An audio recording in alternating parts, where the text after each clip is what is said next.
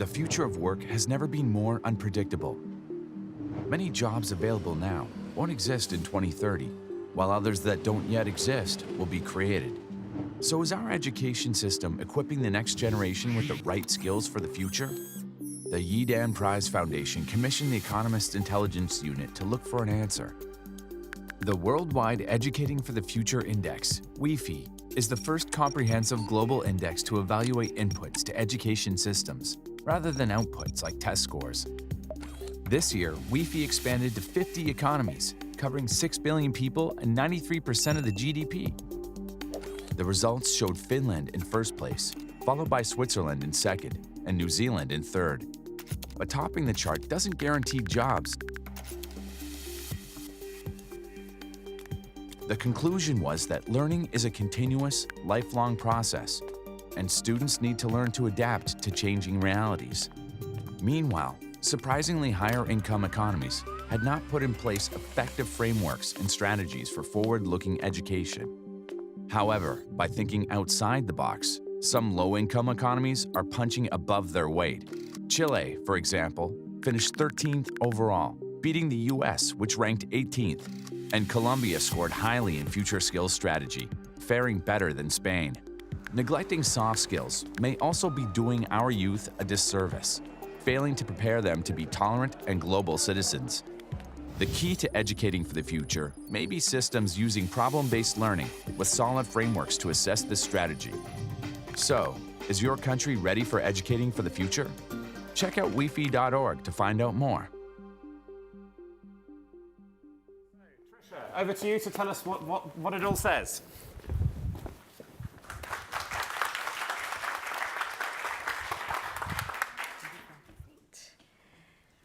Very good afternoon, everyone. Thank you so much. I'm really excited to be here today to talk to you about the Worldwide Educating for the Future Index. This is the second year we've developed this index.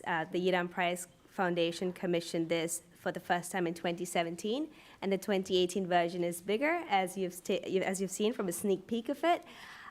So the structure of the presentation today is really, I'm going to talk to you very briefly about the index, what it covers, how it's different from the 2017 version, and then I'll give you a sneak peek into some of our overall findings and some snapshots from European economies. So what is the index?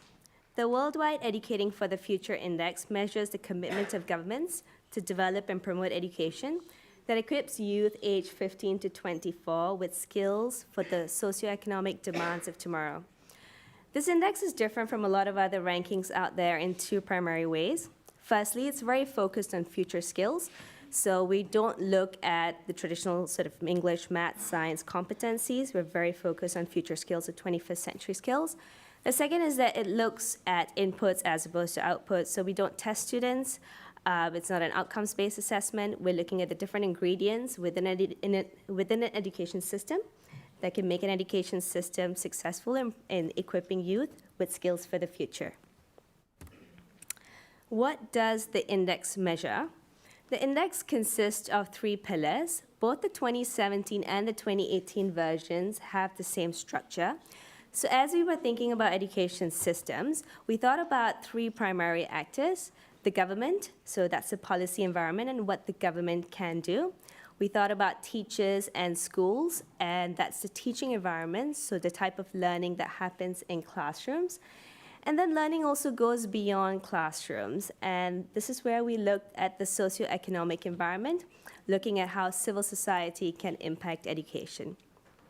So the policy environment there comprises of 30% of the index, the teaching environment 50%, and the socioeconomic environment 20%. The teaching environment comprises 50% of the index because there are quite a number of indicators there. We've talked a lot about future skills today and 21st century skills, and there are different definitions of these skills. So in our index, we've defined future skills in these 6 buckets: entrepreneurship, leadership, digital skills, communication, global awareness and civic education, and creativity. I'd like to also just give you a little bit of a flavor of how we built the index. At the EIU, we build a lot of indices, and we follow a fairly robust way of conducting the research, checking the data, and publishing the data or the information. In 2017, we first developed this framework. We conducted a pretty in-depth literature review. We had on board several advisors as well who helped shape the indicators that would go into this index. And as we've said, it's the first of its kind. It's very focused on future skills, and we wanted to get it right. The 2018 version has some changes or amendments to the framework, and I'll come to that shortly. With the index or the indicators, we then collect information. So there's a lot of qualitative information in this index, which means we do a lot of reviewing policy documents, conducting interviews, and giving countries scores 0, 1, 2, 3. We also collected a lot of hard data, so quantitative data. We put it all together. We validate the data, calibrate it, just making sure it's consistent across indicators and economies. We then build the final model. Every single indicator, just like as you saw, the categories have weights. And the higher the weight, the more important that indicator to this idea of promoting and developing future skills. We then normalize the data, which is just putting it on the scale of 0 to 100, and we build the final ranking. I want to spend a few minutes going through the framework of the index. There's a lot of information here, and there are a lot of indicators. I'm only going to go through the indicators as opposed to the sub-indicators, because that's going to take a little bit of time. So in the policy environment, we looked at several indicators around the education strategy, whether it's focused on skills for the future. We looked at the curriculum framework, the assessment framework, and again, whether it's focused on skills for the future.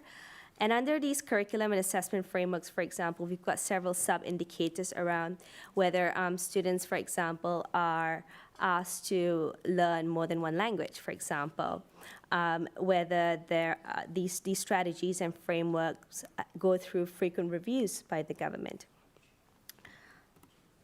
In the teaching environment, we have several indicators around quality of teacher education, teacher qualifications. We also have some indicators around the teaching environment, so availability of extracurricular activities, for example, career counseling, and classroom technology access.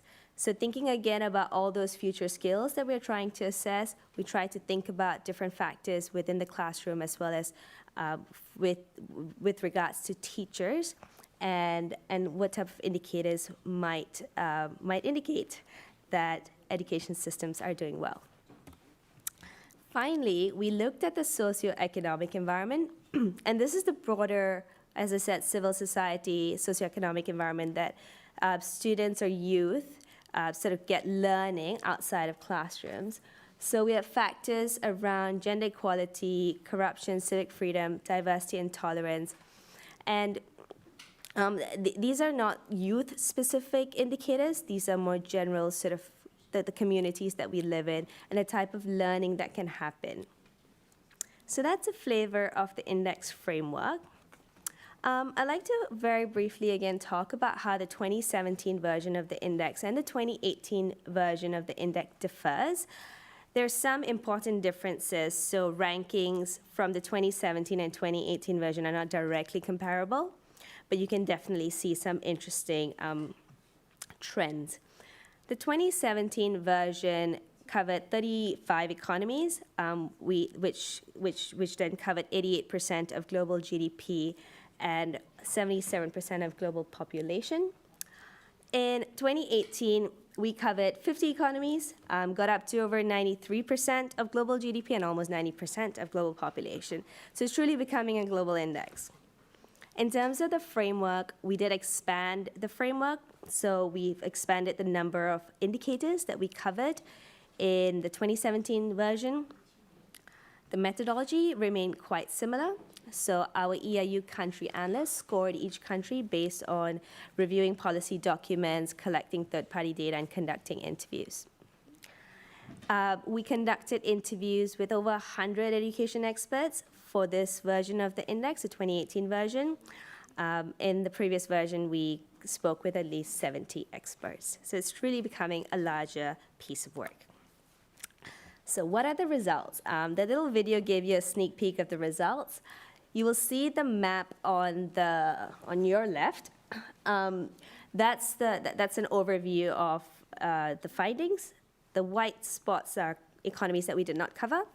The darker the color, the higher the rank. The lighter colors are sort of lower ranks. So it's an index of 50 economies. But for today's presentation, I'll be focusing on the top 10 economies. So as you can see, a lot of European economies up there. Finland tops our index this year, followed by Switzerland and New Zealand. The UK is number 10 in this year's index. What are overall findings? Now, we're not going to go through all 50 economies today, but I'd like to give you a flavor again of the overall trends and findings that we found as we conducted the study this year. Firstly, we found that wealth is not an all-important factor when it comes to future skills. We found that economies such as Ghana, Mexico, Colombia, and Philippines really punch above their weight relative to GDP. And interestingly, there are some high-income countries that punch below their weight, the US being one of them. We also found that given the pace of change and the demands of tomorrow's challenging world, reviews are essential. So when I say reviews, I mean education strategy reviews, curriculum and assessment framework reviews. They're really important as education systems have to keep up with all the changes that are happening. What we found, interestingly, is that a lot of economies had conducted education strategy reviews in the past year, but not as many, or at least half of them had not conducted reviews of assessment and curriculum frameworks in the past year. The third overall finding is that teachers must engage in continuous learning as well, just to stay ahead of the curve and to ensure that they are cultivating, or at least they are teaching those types of future skills in classrooms. Fourth, thinking about the socioeconomic environment type category, we found that diversity and tolerance should be instilled as universal values. Obviously, we live in different communities and countries, but we found that these sort of values are very important when it comes to developing the type of a global citizen mindset. Finally, rigid approaches do not suit future skills learning. So that rigid exam-based approach to learning is taking a toll on students, is taking a toll on families and wider society. We see economies that do fairly well when they have developed a lot more project-based or problem-based learning in classrooms. And you'll see that a lot with some of the top economies in this index. So that's an overall view or an overall set of findings. I'd like to now talk a little bit about Europe, given this conference and a focus on Europe. So Finland comes up top in our index this year. In our 2017 index, it was number 3, so it did move up the rankings. And we found that in 2016, Finland had launched a phenomenon-based learning, which is a multidisciplinary approach to cultivating future skills, and that had pushed up its rank. Curriculum and assessment frameworks support this future skills strategy. There's also an agency that evaluates the extent to which this phenomenon-based learning is well implemented by administrators and teachers. Study of foreign language is important in Finland, and it's part of this approach. Broadband access is a legal right, which again helps with some of those digital skills that we talked about as important. And no country or no economy is perfect. So the small weakness that we found in the case of Finland is that it lacks nationally regulated framework for teacher evaluation. Switzerland comes up second in our index this year. It moved from a rank of 4th to 2nd place. And what we found interesting is in Finland, despite it being a highly decentralized system, the federal and the canton level education strategies do contain future skills. There is a lot of collaborating, working together in an attempt to harmonize the system. And we do see a strong emphasis on problem-based learning, as I said, in the assessment and curriculum frameworks. We found that career counselors are also, and there are also a lot of courses at the upper secondary level to prepare students for the job market. Teacher salaries are higher than similar high-income economies in Europe, and that shows that teaching as a profession is valued. Switzerland has one of the smallest gender gaps, sorry, there's a small typo there, it's smallest gender gaps in tertiary attainment across OECD economies. So again, that socioeconomic environment and some of those values there and some of the learning and that sort of mindset of global citizenship, Switzerland does very well. And finally, the UK. So the UK, the title there says room for improvement, but really when you come in number 10 out of 50 economies, you're doing fairly well. But I do want to highlight as well some of our findings from the UK. It dropped from 6th position in 2017 to number 10 in the 2018 version of the index. To be honest, some of the changes were because we changed the framework slightly. So while policies on future skills are available in the education strategies, our revised index framework found that the UK policy, for example, lacked some clear metrics on implementation. So it sort of lost some points there.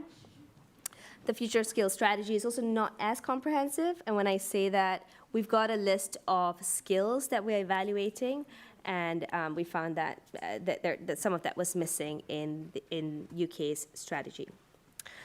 Overall, though, it's a high performer in the teaching environment. So there are consistent national standards, for example, for upper secondary teachers. And there are also career resources in schools and colleges across the country from a policy change at the end of 2017. So overall, it does fairly well. There's a lot of reason to celebrate. And with that, I've come to the end of my presentation. Thank you very much for your attention.